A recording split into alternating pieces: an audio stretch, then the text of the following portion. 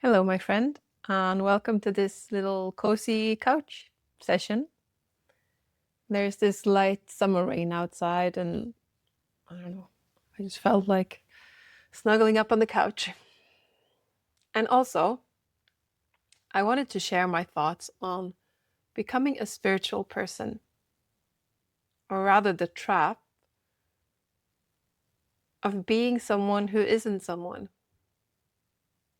Maybe you've seen it in yourself, and it's even more easy to see it in other people, but it's a common trap on the path to freedom, or like letting go of our self-identities, inviting more truth. And that is having this subtle idea of how we're supposed to show up in the world when we don't show up as a person. It might sound odd,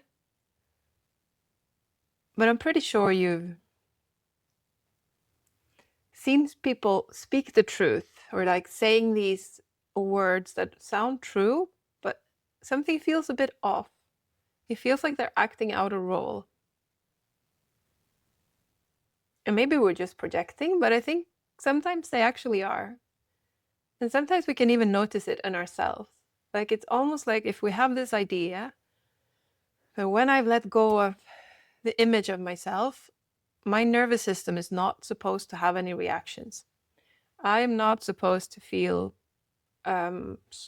startled when someone says something to me. And then it's almost like when that startledness happens, when we get a reaction from someone that we weren't expecting, we don't like that. It's like, no, that doesn't fit with the idea I have of having let go of ego. So then we kind of pretend that we didn't have those emotions, that we didn't have that reaction. And as such, we're actually back to identifying with an ideal rather than just sitting with life, allowing it to unfold. We are back to playing a script of letting life unfold. I've seen it in myself. I do that from time to time. And sometimes I catch myself and I go like, "Oh, you should have known better." But that's just another subtle trap. There's really nothing to do about it rather than smile.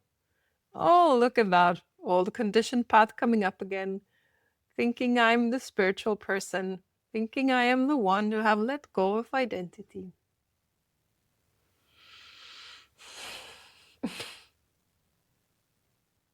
And I think this is the beautiful thing. I think that's why I think authenticity on the spiritual path has really become so central to me or my own journey, because it's not really about reinventing myself. It's not about becoming pure or becoming whole.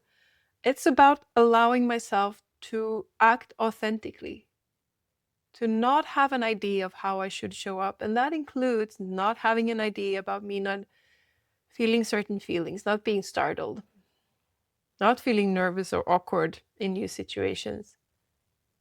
Well, if that occurs, then that occurs. Living fully. So it's actually become this of like, it's almost like escaping my humanness has flipped over into allowing it to express fully, allowing life to flow through me and become this unique manifestation of life that I am and that you are. Not become some version that my mind has made up of how Ramana Maharshi was or how the Buddha was, Jesus.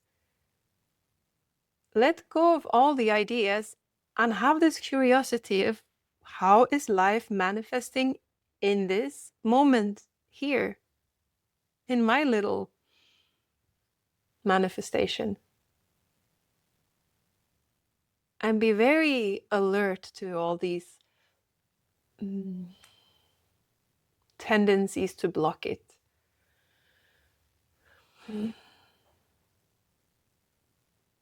And I guess you could say, well, isn't that kind of like a bit of spiritual bypassing? That if I just have this anger, I just throw a tantrum. Can be, but I think there's a subtle difference, at least for myself, in if anger arises, I acknowledge that it's there. I can feel it. I can let it rip through my body. I can even express it, but I don't need to act from it. I could still be rooted in love and wisdom, and then allow that kind of to go through the anger. Maybe it's needed to put a very fierce boundary because something is being violated that I am not okay with. My core values don't support this kind of behavior from someone. Then I can use the anger, like I can let love and truth flow through the anger. So the anger is acted out, but I don't act from the anger. I don't go, oh, this person is a bad person and they shouldn't be doing that because that's immoral. And then I kind of righteousness draw a boundary. That would might be spiritual bypassing, or that might be unconscious behavior. But the anger itself, the fact that it arises, is not necessarily unconscious, or it isn't unconscious, I would even suggest. That is life expressing itself. Yeah.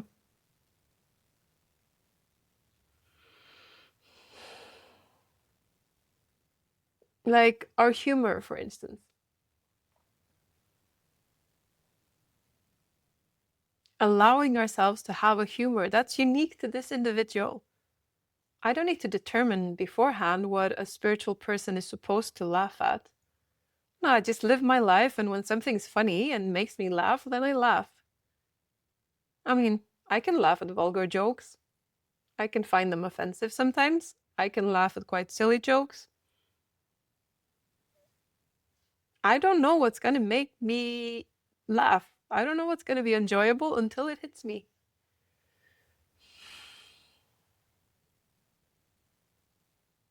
But I have also occurred I've seen it in myself that, oh, I'm not supposed to think this is funny. Well, that's a boring game. That's trying to control myself. Less control, more authenticity, more individuality, if that's what comes out. Not making myself shrink, not making myself be Ramana Maharshi. No, I'm Yusufin, which is my name, by the way. My name is Yusufin. Warmly welcome if you're new to my channel. And if you're a regular viewer as well, of course, I'm glad to have you back.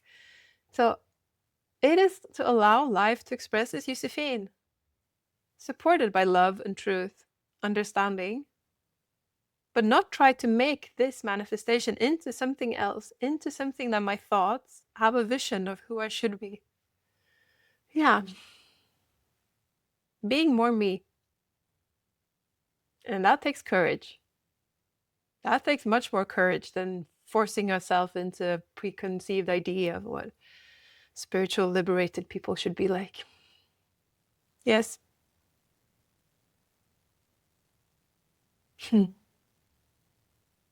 What's your thought around that? Please do share in the comment section. And if you found this video and this topic enriching, maybe you will enjoy this video as well. Hope to see you next time, my friend. Take care.